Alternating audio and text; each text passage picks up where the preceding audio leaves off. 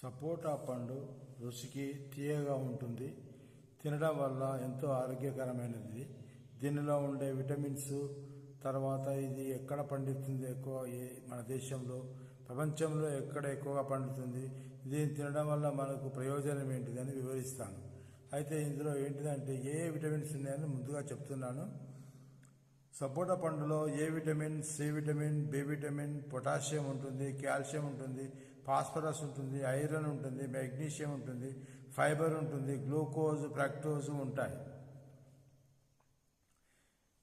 ఇది మంచి శక్తిని ఇస్తుంది. తినడం వల్ల జీర్ణక్రియ మెరుగుపడుతుంది, రోగనిరోధక శక్తి పెరుగుతుంది. ఇందులో సి విటమిన్ ఉంటుంది కాబట్టి ఎముకలు బలంగా ఉంటాయి. మెగ్నీషియం, ఫాస్ఫరస్, కాల్షియం ఉంటుంది కాబట్టి ఎముకలు బలంగా ఉంటాయి ఇవి తినడం వల్ల. దంతాల ఆరోగ్యానికి చాలా మంచిది,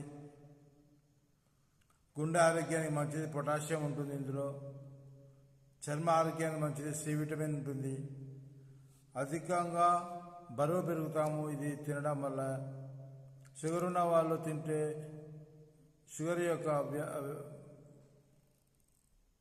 చక్కెర స్థాయి పెరుగుతుంది. పచ్చి సపోటా తింటే గొంతులో అసౌకర్యంగా ఉంటుంది.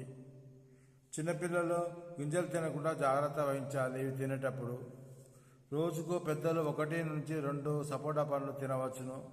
పిల్లలకు 1 సపోటా పండు చాలు. మితంగా తింటే శరీరానికి శక్తినిస్తుంది, జీర్ణక్రియ మెరుగుదల అవుతుంది, ఎముకల బలం మరియు రోగనిరోధక శక్తి పొందవస్తుంది. ఇది ప్రపంచంలో ఎక్కువగా ఇండియాలో, Mexico, Thailand, Philippines, Sri Lanka, Indonesia, Vietnam, Malaysia, Brazil, Venezuela వంటి దేశాలలో ఎక్కువగా పండిస్తున్నారు. మన ఇండియాలో ఆంధ్రప్రదేశ్, తెలంగాణ, తమిళనాడు, కర్ణాటక,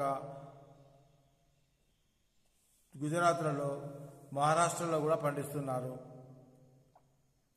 రోజుకు 1 పండు నుంచి 2 పండ్ల వరకు తినడం పెద్దలకు ఉపయోగకరంగా ఉంటుంది. చిన్నలు 1 పండు తింటే చాలు.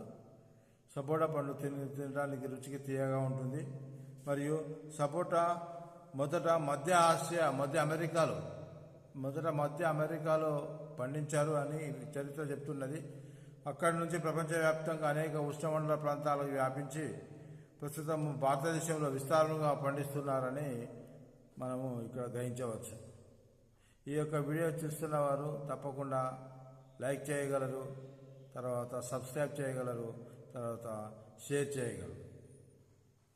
వచ్చే వీడియోలో మళ్ళీ ఇంకొక పండుతో మనం కలుసుకుందాము. Thank you. జై హింద్.